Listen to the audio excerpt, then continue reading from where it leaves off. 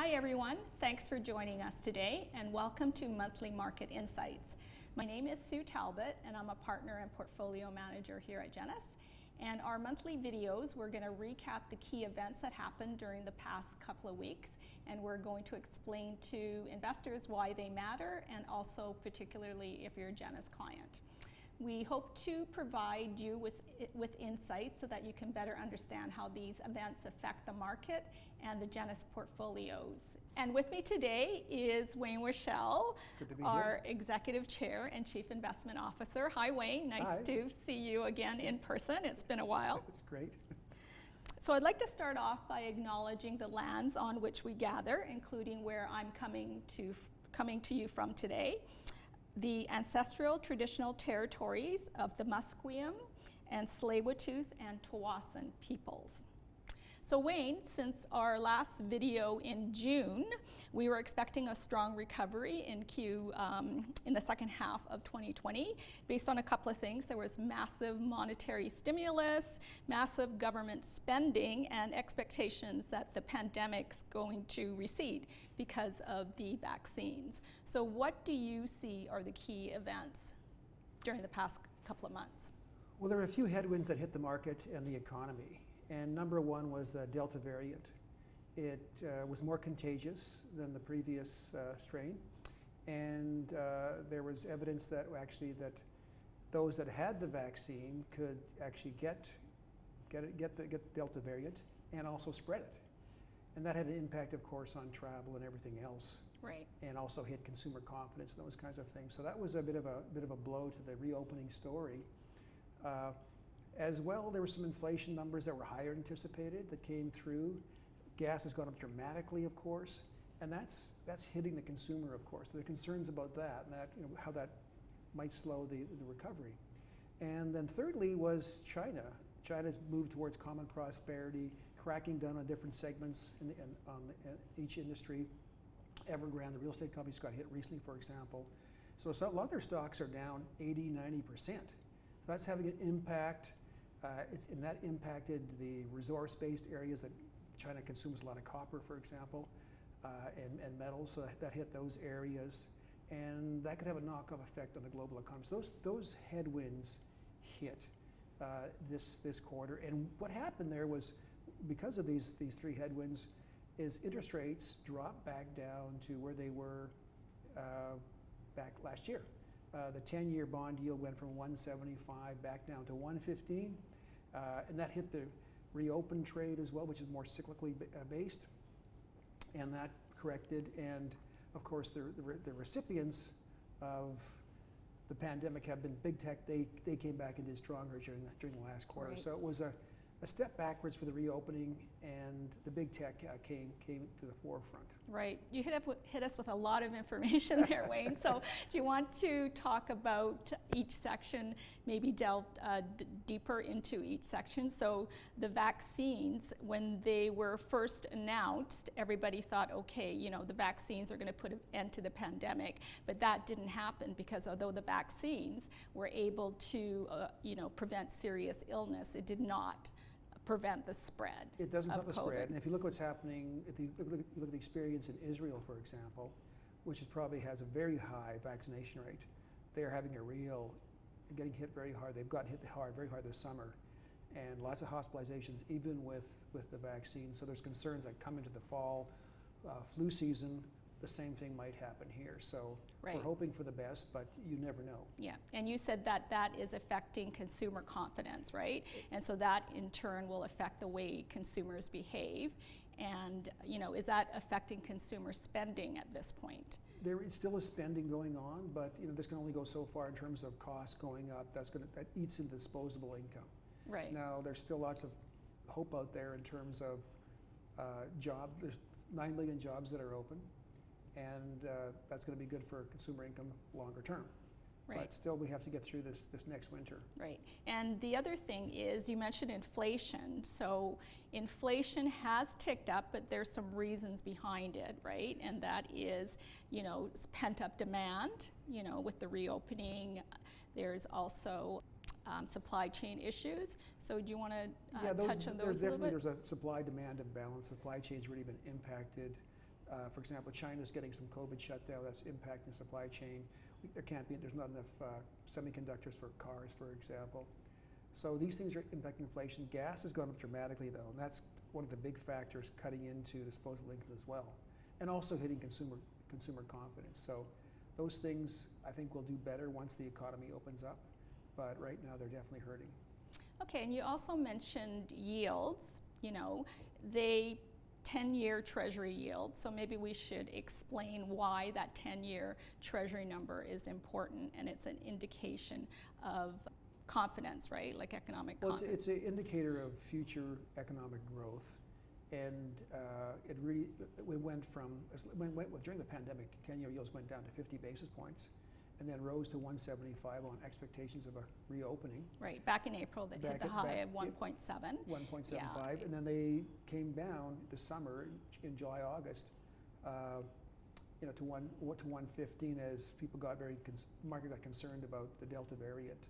And then China's added to that as well, that malaise as well. But Right. we've seen some turning point recently over the past week, so we're seeing some evidence of a turnaround in those yields. Right, so yields have been hovering around 1.3-ish, and they just peaked, not peaked, but they went up to about 1.4 on Friday. So what is that telling us? When yields rise, bond prices fall, right? Right. And that is a sign of consumer confidence, because when prices fall, that means people can go elsewhere to get better returns elsewhere.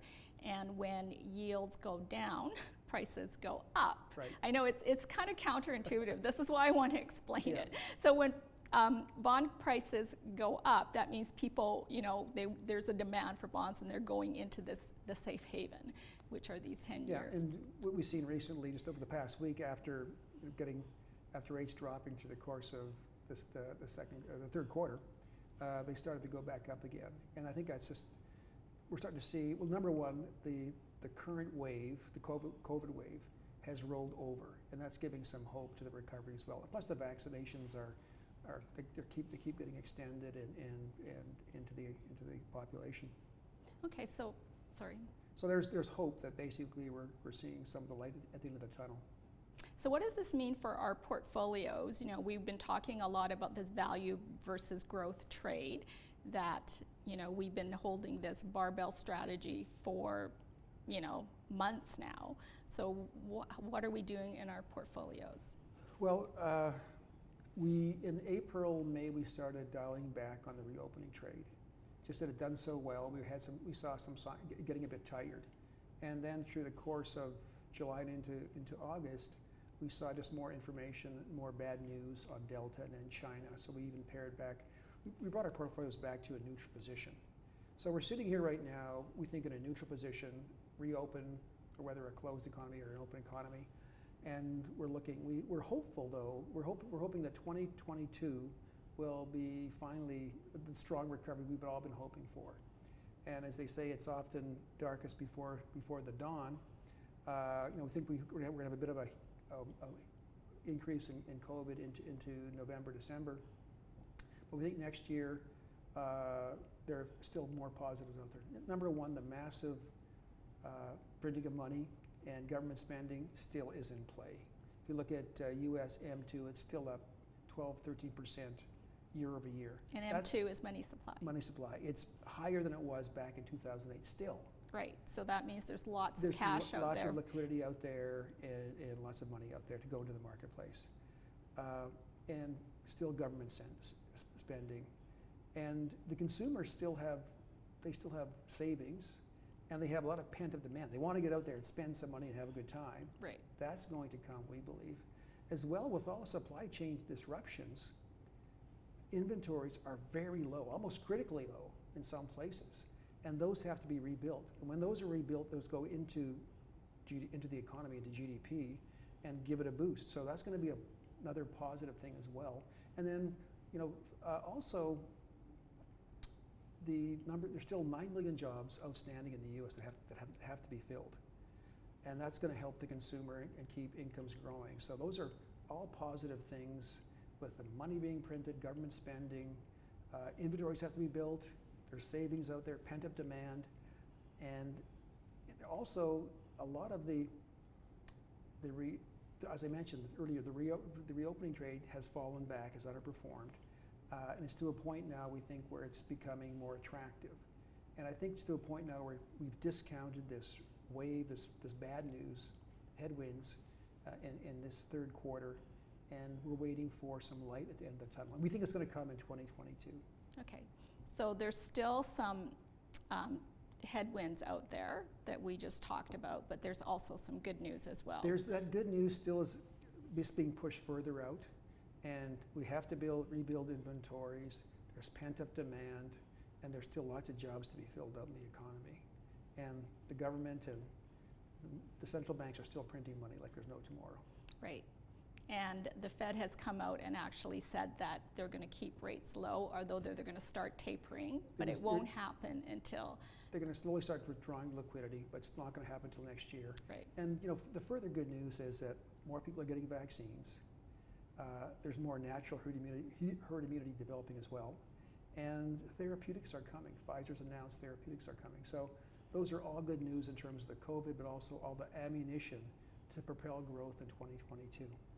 Okay, so do you want to talk a little bit more about Evergrande and the issue with the China crackdown, for lack of a better term? I guess, Evergrande is the most leveraged real estate company in the world globally, and so there's flashbacks to, the Lehman Brothers credit collapse. So how is Evergrande affecting the global economy? Well, number one, there are some firewalls between North America and China. So I don't think it's going to impact our financial institutions here. There are some investors that do have exposure to Evergrande, to their equity, and to their bonds, but we're pretty good in terms of our financial institutions. However, Evergrande, when you have these kind of financial issues and the credit issues in the economy, and there's more than just Evergrande. There's other real estate companies as well that are being impacted. Yes. So that's going to crimp growth in that economy, and their economy is much more levered to credit than the rest of the world. Yes. And they need a correction, and they have to pull that credit back. And when they do, there's going to be some problems exposed, obviously. And the hope, of course, is that the central banks will step in, and they will step in. They'll come in and provide more liquidity. They'll create shotgun marriages where they'll bring different real estate companies together or banks together if they have to. They will do all those hard things. On the other hand, those things will get done, but they will mitigate Chinese growth. And China has the second biggest economy in the world, and that's going to have a knock-on effect in global growth. And when we saw Evergrande getting hit, it definitely had a knock-on effect on commodity prices, and they're a big consumer of commodities, obviously. So it could mitigate growth in 2022, but still I think there's enough ammunition, those things I outlined in terms of the banks, the central banks, the economy, and the consumer out there to keep growth afloat in North America and in the West. Okay, and we do not have exposure to Evergrande? No, we don't. Okay. Today is the National Day for Truth and Reconciliation. And Wayne, I'm wondering if you can share some of your thoughts with us. Yes, I'd like to. Well, today, I think number one, it's a day for Canadians to listen to the Indigenous story and to reflect on that. It's only a day, but it's a symbolic symbol, I would say, in terms of what has to be addressed in this country. And as they say, symbolic acts are often very powerful. And I think this is a start on a road towards truth and reconciliation. Thanks for joining us, and if you're a Genesis client and have any further questions, please do reach out to your portfolio manager. And if you're not yet a client, you can head over to our website and click on our Get Started page, link below, where you can book a time to chat with a portfolio manager. Thank you.